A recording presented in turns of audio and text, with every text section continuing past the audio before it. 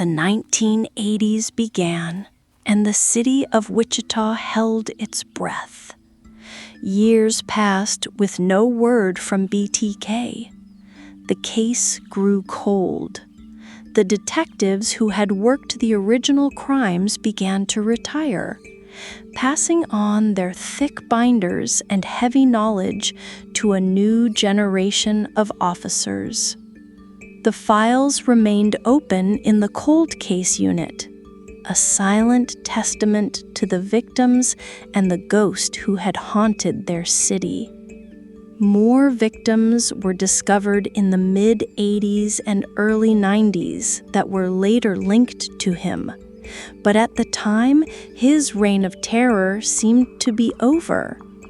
The city of Wichita began to heal.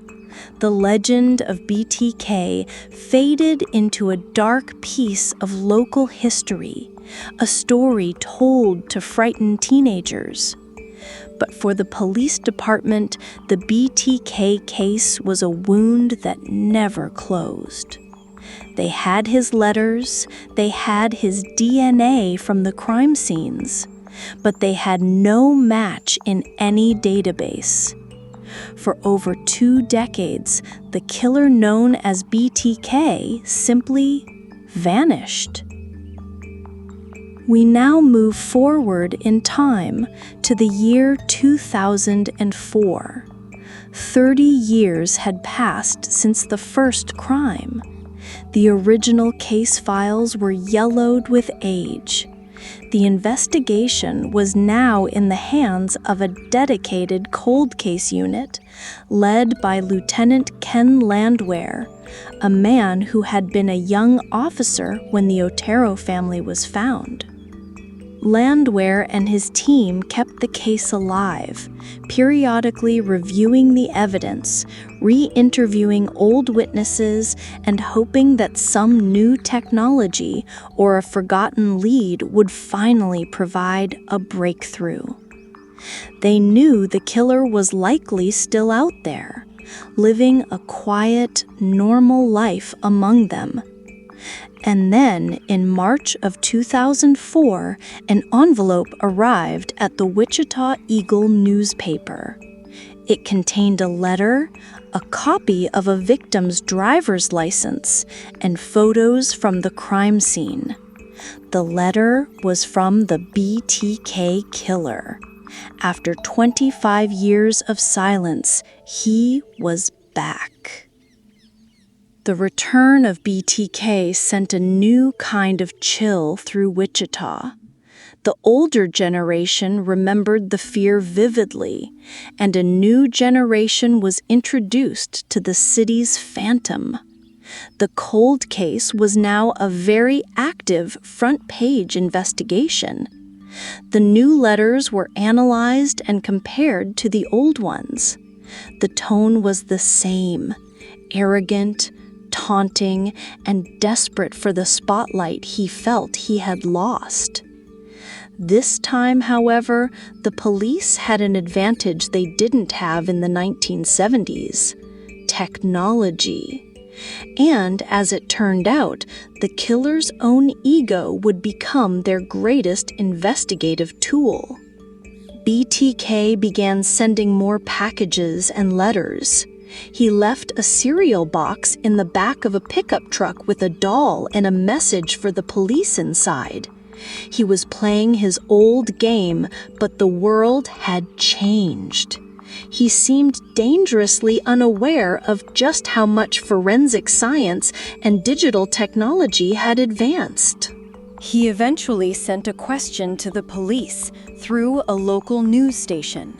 He asked them, with astonishing arrogance, if he could communicate with them via a floppy disk, and he wanted to know if they would be able to trace it back to him. The police, seeing an incredible opportunity, replied in a coded message in the newspaper's classified section. "Rex, it will be okay." It was a calculated risk, but it worked. Believing he was safe, BTK sent a package to a local TV station. Inside, was a purple 1.44 megabyte floppy disk. The floppy disk was the breakthrough they had been waiting for 3 decades. The detectives handed it over to the digital forensics experts, who quickly found a treasure trove of hidden data. Embedded in the metadata of a deleted Microsoft Word document, they found 2 key pieces of information. First, the name of the organization where the disk had last been used, Christ Lutheran Church, and second, the name of the user who had last modified the document, Dennis. A quick search of church records revealed that the president of the church council was a man named Dennis Rader. The investigators began to look into him. On the surface, he was a painfully ordinary man, a husband, a father of 2, a Boy Scout leader, a church volunteer. He worked as a compliance officer in the nearby town of Park City, a mundane job where he was known for being a stickler for the rules, citing residents for overgrown lawns.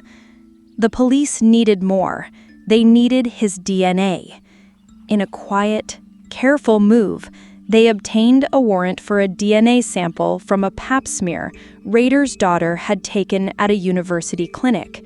They tested it against the DNA they had collected from the BTK crime scenes from the 1970s. It was a familial match. The odds were astronomical. They had found their ghost. On February 25, 2005, Dennis Rader was driving home from work. He noticed he was being followed by several unmarked cars.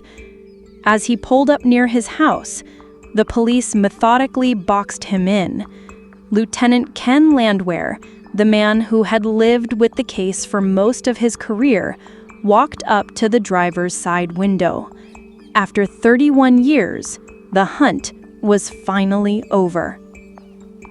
In the interrogation room, once presented with the irrefutable DNA evidence, Dennis Rader began to talk.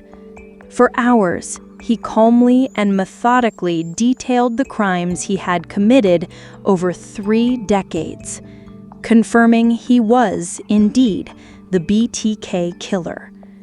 The man who had terrorized a city was, as the police had long suspected, a seemingly normal man hiding in plain sight. The case was finally, truly closed. The long hunt for the Phantom of Wichita was over. A community could finally rest. And now, it is time for your eyes to close as well.